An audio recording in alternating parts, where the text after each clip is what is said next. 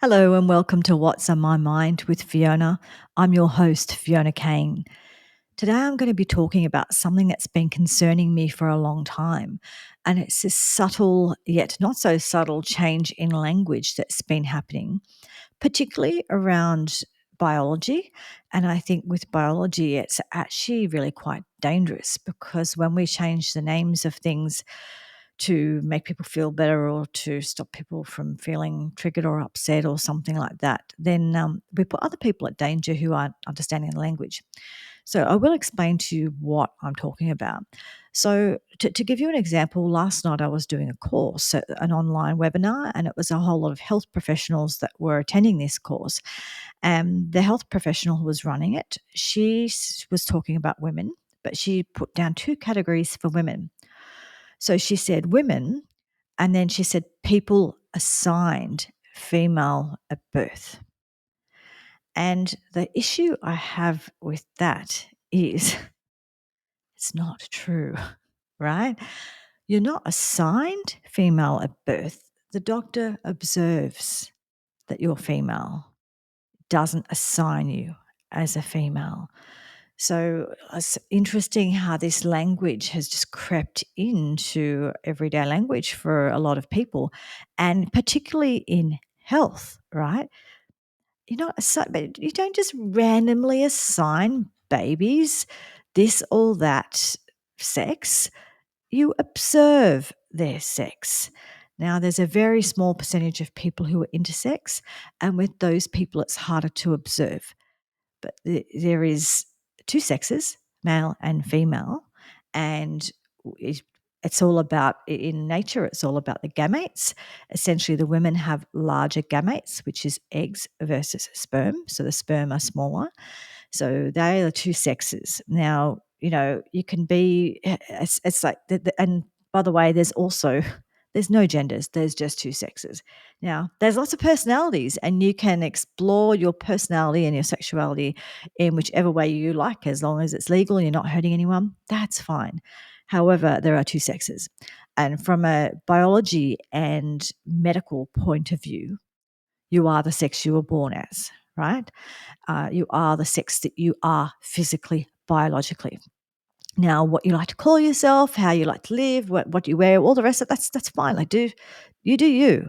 However, biology is biology, right? And we cannot change terms in regards to biology just to suit people who don't want to hear terms, because it is dangerous for everybody else and it has other ramifications.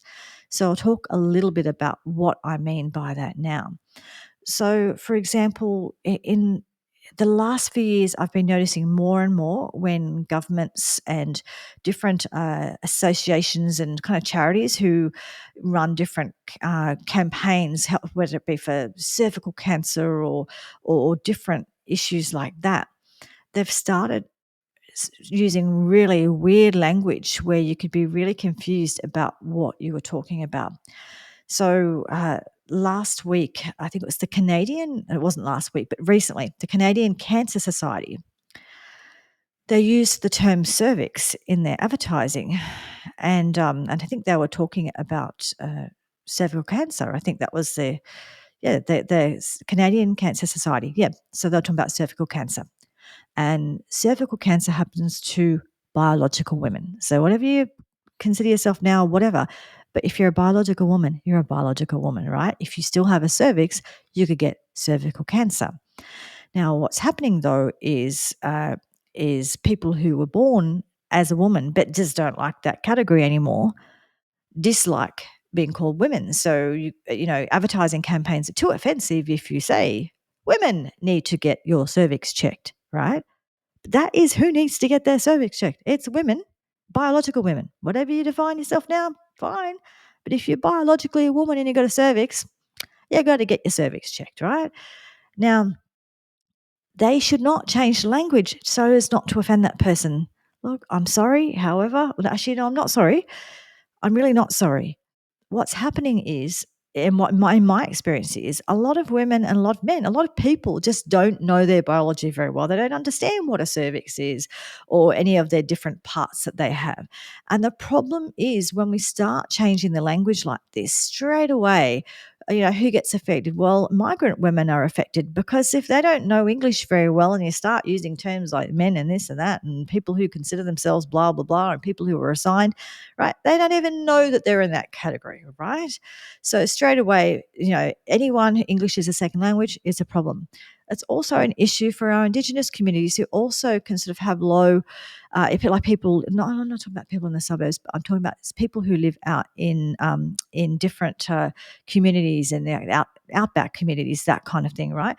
These people may not have a really great knowledge in English of the names of different body parts, and what we're seeing is that these people are the ones who are being affected because they're not understanding the campaigns. Health campaigns have to be really, really clear so that people understand them. Now, if they need to do two campaigns, if they need to do one campaign that's targeted at women and another campaign that's targeted at whatever the language is that they want to use for women who don't like calling themselves women, fine. However, they need to really have, the majority of the people they're targeting, well, actually, all of the people they're targeting are women, and the majority they're targeting are people who still class themselves as women, which is most women. And unfortunately, well, not unfortunately, that needs to be targeted at them. They need to understand it. So if someone gets upset by hearing the word cervix associated with the word woman, that is their problem, right? It's their problem.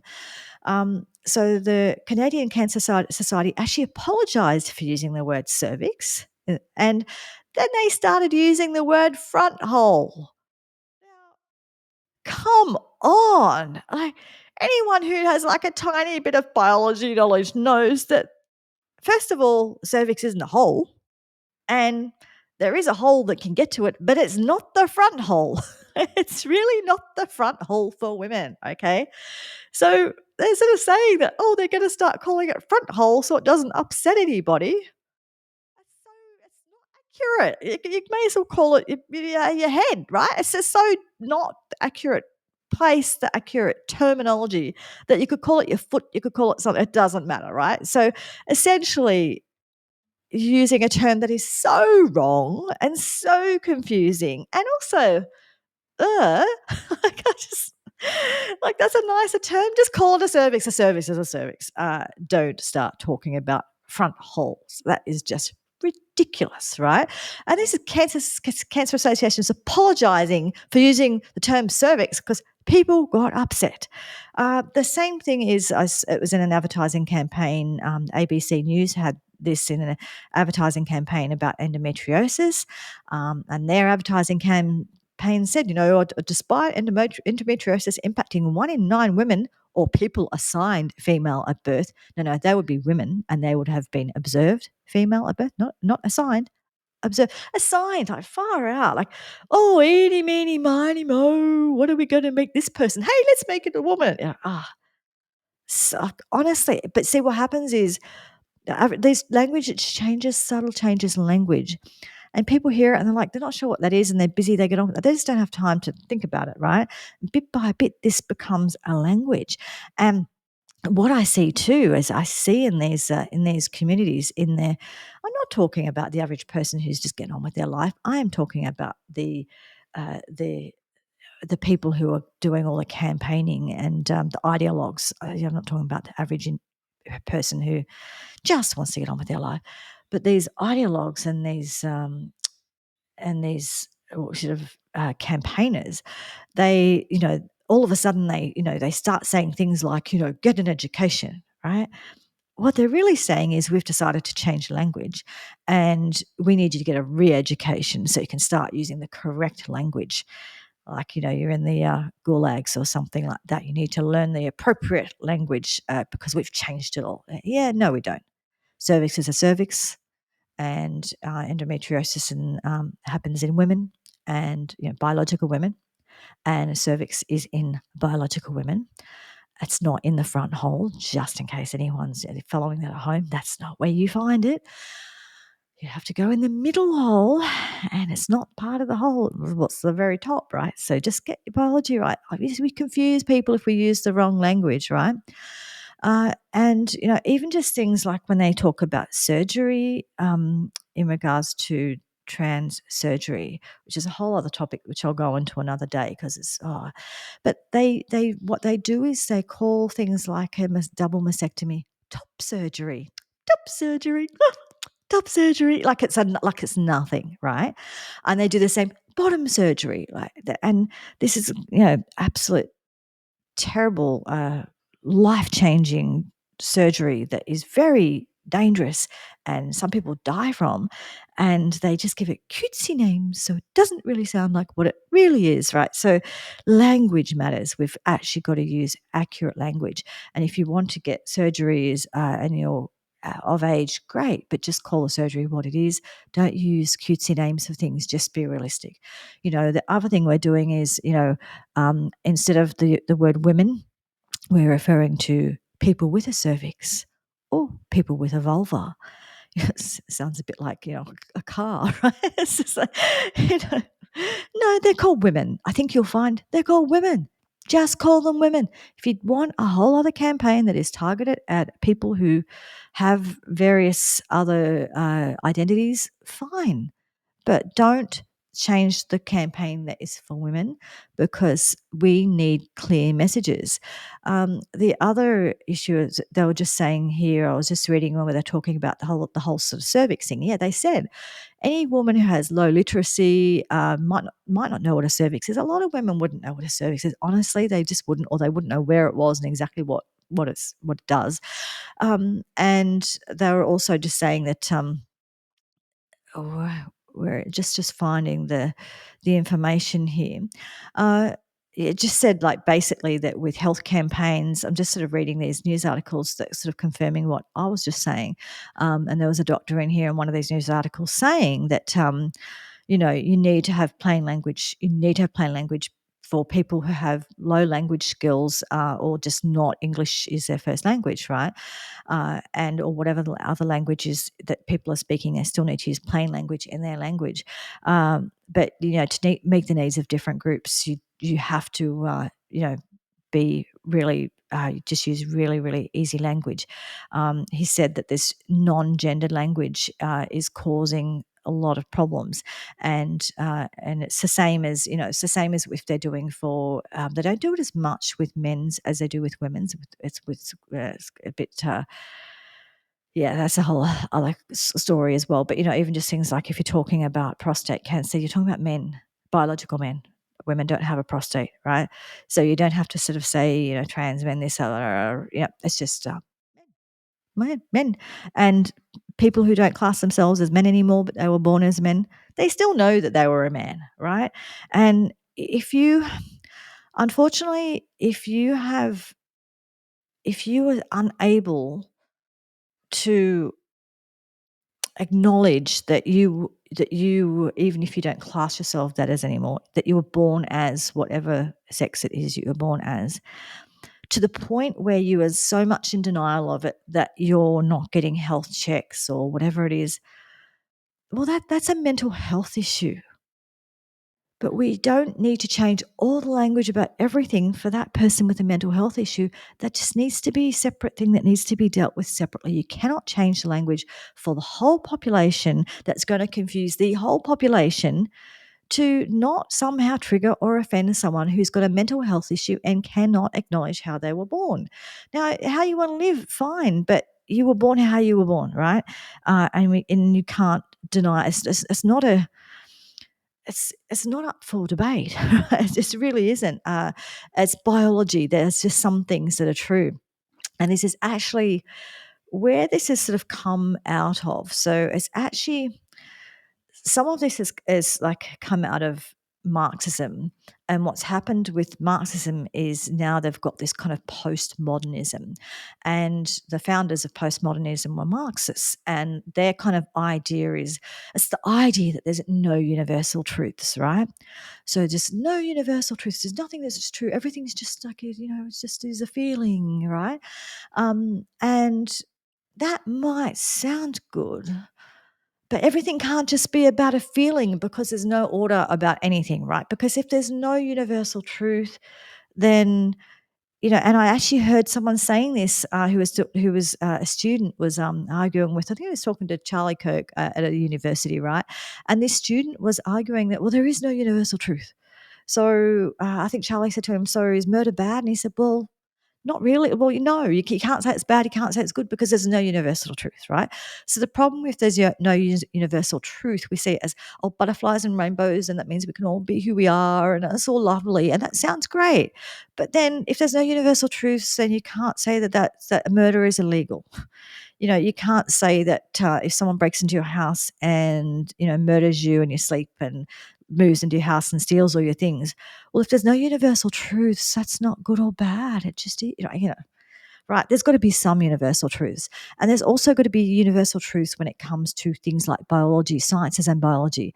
Because if you're going to operate on someone, you have to know what bits you're operating on. Those universal truths, right? That they have got the bits that sex is born with, right? So there has to be some universal truths. It can't all just be made up.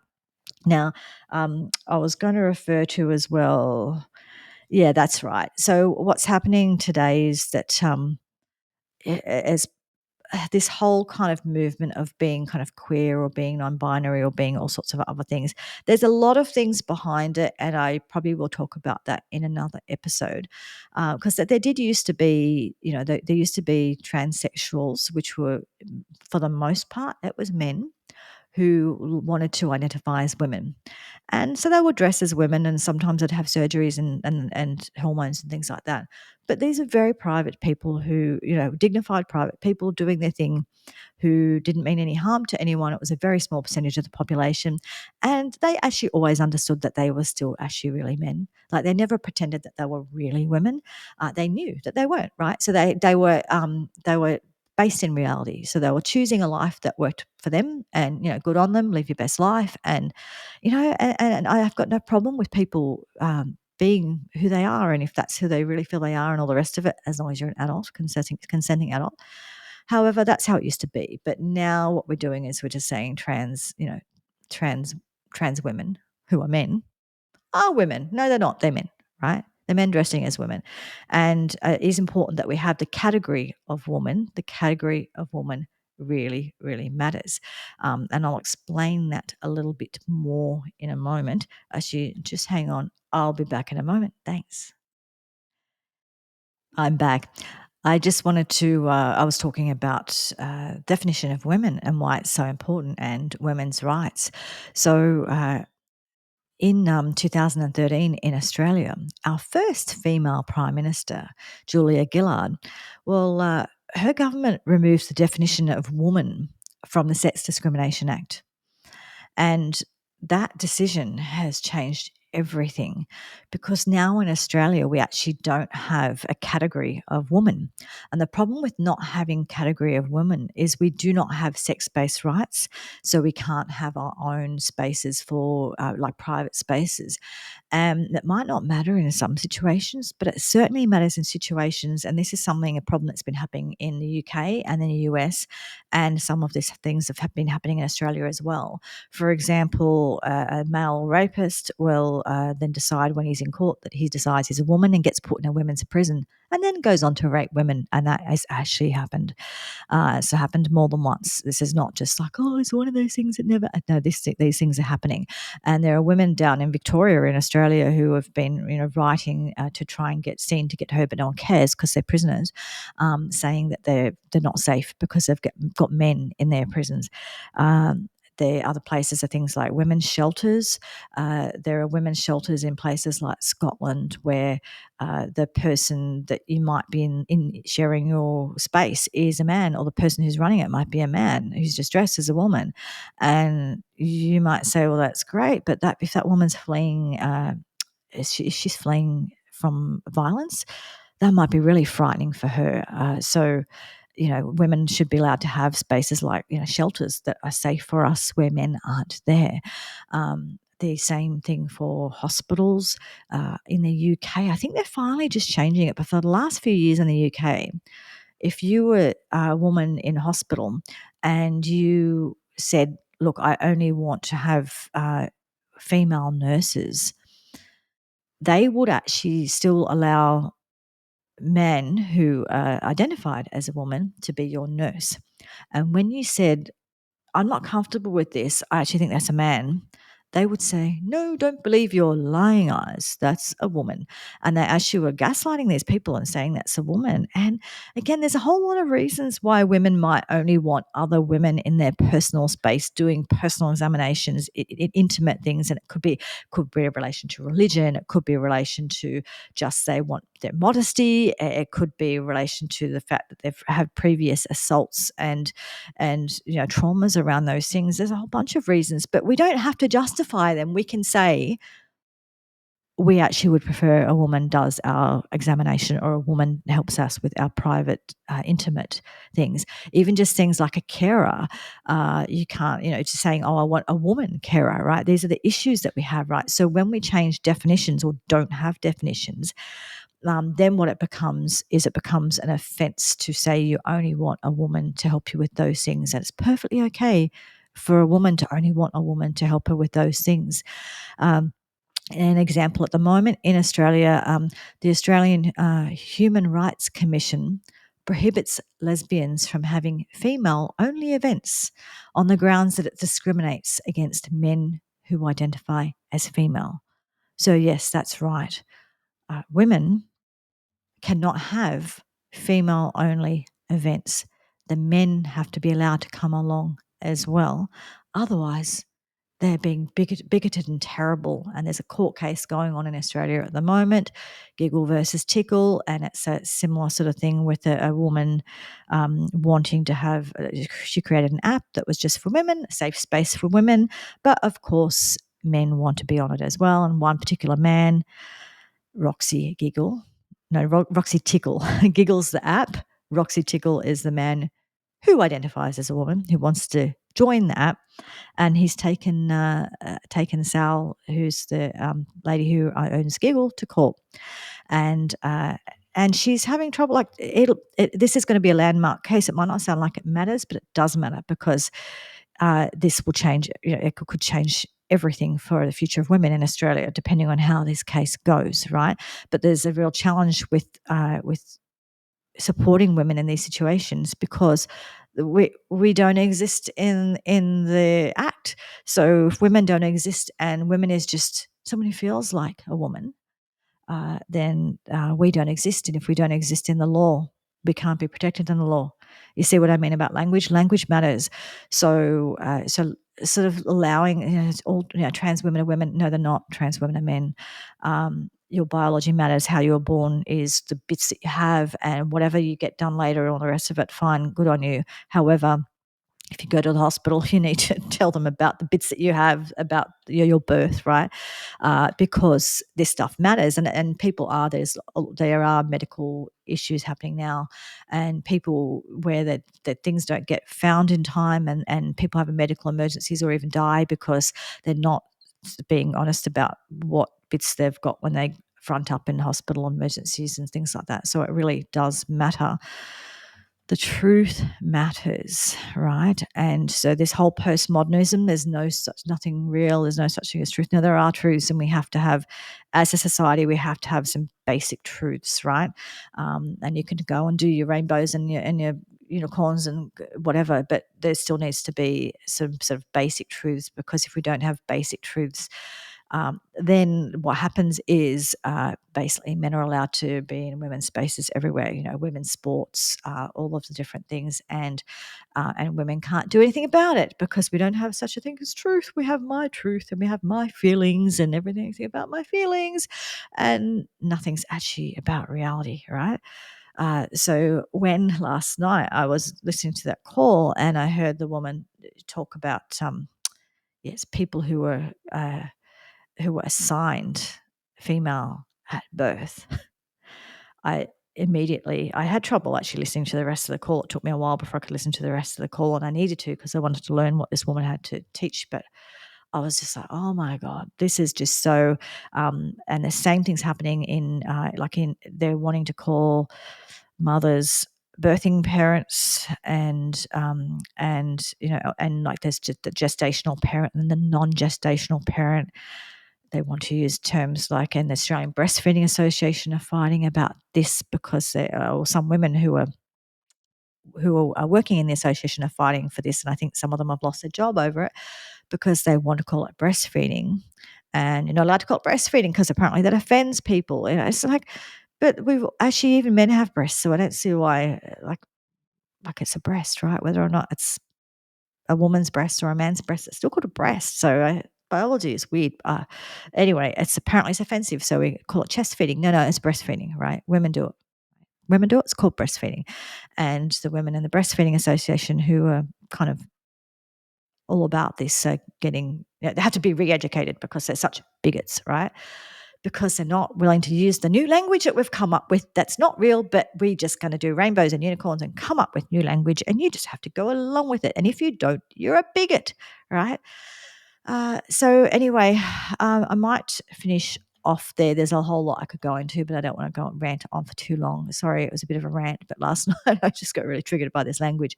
And the problem with this language is and it's something I'll probably go into more later, talking about transgender issues with young people, with people under 18 with children, is that this is a group of people who are very vulnerable and who are very, very influenced and very vulnerable and very, obviously very confused. And when you have a group like that, and all around them, the medical associations and the courses that they do, and the teachers that they see, and the doctor, everyone around them is using this made up BS language, they're more likely to be talked into doing these horrible surgeries and things like that, because what we're all doing is we're just all pretending. We're all just going along using the language. So that's what people sort of say, oh, what's the harm? And why can't we just be kind? It's just about kindness. And look, in the beginning, when all of this started to happen and I started to notice these things, I was the same. I was like, well, okay, like why can't we be kind? And then I realized that the problem with being kind is once you change the definitions of reality, once you change reality, you can't change it back. You can't get it back. Once you can't define what a woman is, then you cannot fight for women's rights. So you've lost something. So you've been kind to someone, but then in your kindness, you've lost rights for all women. You've lost rights for your daughters and their safety and their privacy and their rights. And so the problem is with being kind in these situations, like, I don't want to be unkind. I'm not telling people to go out and be horrible to other people who are in different situations. Not at all. I actually do want to be kind, but I think kindness and compassion actually starts in a place in reality, right? So if I'm dealing with someone who's in front of me who has a certain condition, it's not kind for me to pretend they don't have it. Or just pretend you don't have this condition because it will make you feel better, right? So you've got to deal with what's in front of you. And sometimes being kind, it's like, you've got to be cruel to be kind. It's a song, but you do sometimes. Sometimes you've actually got to, because you've got to deal in reality. And sometimes kindness is actually being grounded and basing stuff in reality, and having some boundaries, having some rules, and but just being real with people. So sometimes kindness isn't always joining people in their fairy stories. We've that's what we've convinced ourselves kindness is. No, kindness is actually being kind of really, really based in reality and using real language and understanding biology. And yes, being kind and supportive and loving towards people who are having all sorts of challenges. Absolutely. But kindness is not necessarily, and it's something that's coming up now, even that there are people who want to have surgeries because they feel like they were born disabled, but they're fully able, but they feel like they were born without an arm, and so they're going and asking doctors to cut off their arm. Now, is it kindness to cut off their arm? Well, some people are starting to say, well, yes, it is. They got a mental health issue. Is it kind to cut their arm off? No, that's a problem when you start to lose track of what reality is and what truth is, when we start changing the definition of truth, and just everything's about being kind. And it's about being kind. It's about being kind to support that person's feelings. And that's the thing. What's changed is we used to have, actually, I just had the note here. Where was my note here that I'd written down? That's it.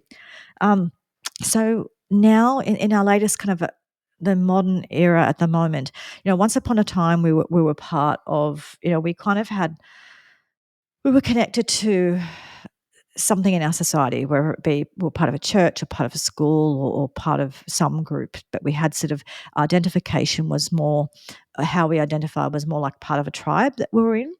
And what's happened now, and I don't know if it's because of all of our this being online and sort of being quite separate, so we're all online in our own little spaces. But what it is now, the most important thing about us now is our chosen labels, and our chosen labels are not. See, your chosen label before was actually decided by the tribe. So you kind of were just part, you grew up to be whoever it was based on the tribe. And now your chosen label is something that you've spent hours and hours and hours on TikTok coming up with the label that you want to choose for yourself. And it's a self chosen label that doesn't necessarily have anything to do with reality. And, the whole world is supposed to performatively support your label to make you feel better. That's just mentally ill, right? Now, just a quote here. I heard on the Modern Wisdom podcast that I really enjoy with Chris Williams. I think his name is it Williamson or Williams. So I can't remember, but the Modern Wisdom podcast.